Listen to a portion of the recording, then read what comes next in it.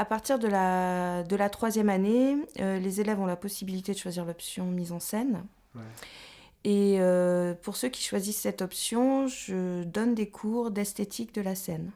Esthétique de la scène. Voilà, c'est un cours que j'ai appelé comme ça.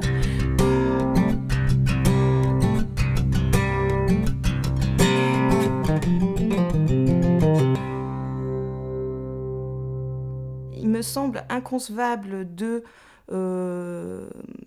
concevoir une pièce de théâtre sans avoir une idée globale de l'image de la scène. Donc, le mélange des costumes, de la scénographie, de la lumière, tout ça, il me paraît important que les élèves aient en tête le fait que c'est un langage à part entière.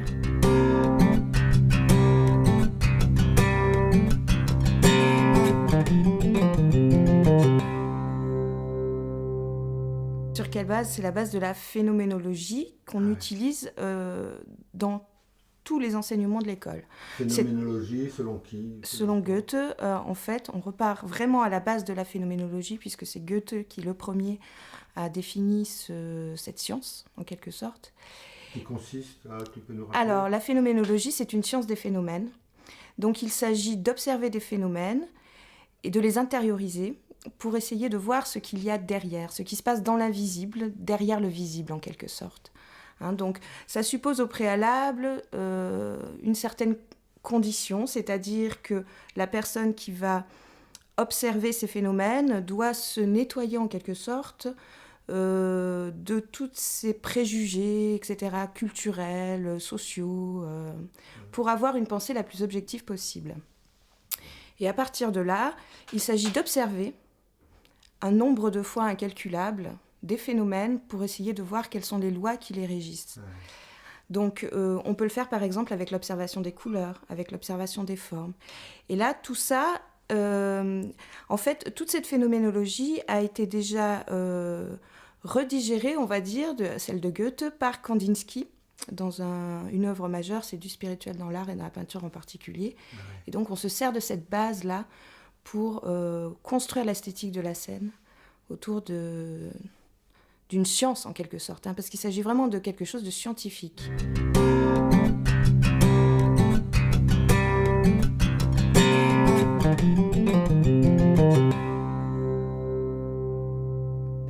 Alors il s'agit par exemple de rentrer dans des ambiances de couleurs et de voir quel sentiment, quelle émotion peut donner une couleur, quelle est sa force, quel est son mouvement par exemple.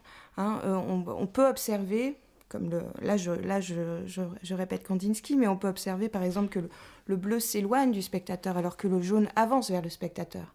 Et à partir de là, si on peint un mur de fond en bleu, il n'aura pas du tout la même, il dégagera pas du tout la même ambiance, parce que tout est une question d'ambiance en fait, qu'un fond jaune qui va être un peu plus agressif comme ça, qui va forcer un peu l'œil du spectateur et même l'agresser un peu.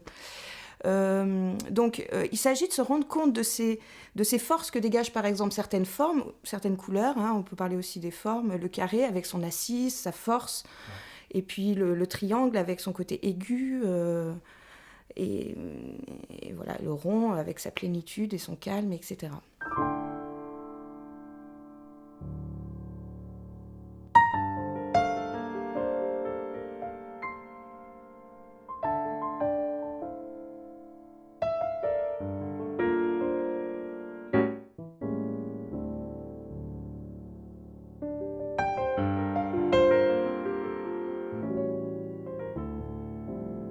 Au moment où je cherchais une voie, parce que j'ai commencé un doctorat, enfin j'ai fait un doctorat pendant 5 ans à l'université d'Avignon, justement sur ce langage de scène, et j'essayais d'établir une sorte de, on va dire, de manuel qui pourrait être utilisé par n'importe quel scénographe pour se repérer dans ce fourmillement de formes, de langage, de texture, de formes, de couleurs, de textures, etc. Manuel ? Une sorte de manuel pratique. Un mode d'emploi. Voilà. Mais disons, oui, c'est plus une invitation à rentrer dans les expériences, parce que ce travail-là, chaque personne doit le faire individuellement. Oui, il ne s'agit pas de quelque chose d'intellectuel, c'est des expériences à faire. Hein.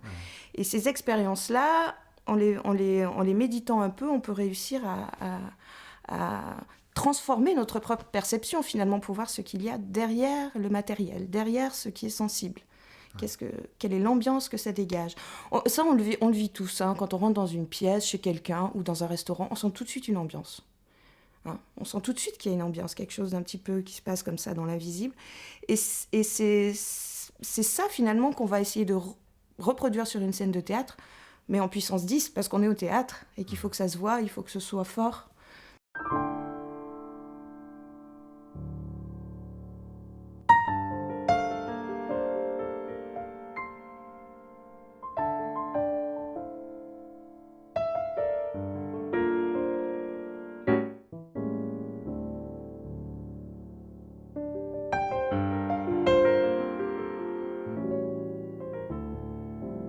En fait, on apprend la cohérence, jeu, texte. On cherche l'alchimie, en fait. L'alchimie entre tout ce qui se passe sur une scène de théâtre, et c'est fabuleux. Parce qu'il peut y avoir de la danse, il peut y avoir même des arts plastiques. C'est tellement vaste, on peut utiliser tous les arts. Donc, à partir de là, il faut créer une unité, une force.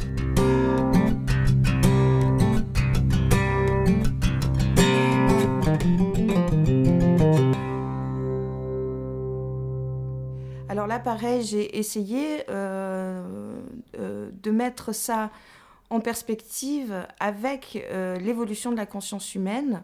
Ça, c'est surtout suite à la découverte des textes de Rudolf Steiner, qui m'a semblé important d'intégrer cette vision à l'histoire de l'art. L'évolution de la conscience humaine à travers le temps.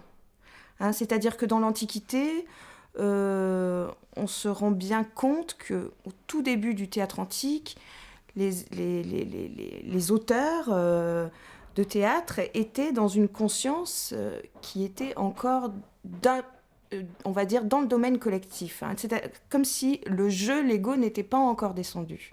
Hein. Et ça, on en trouve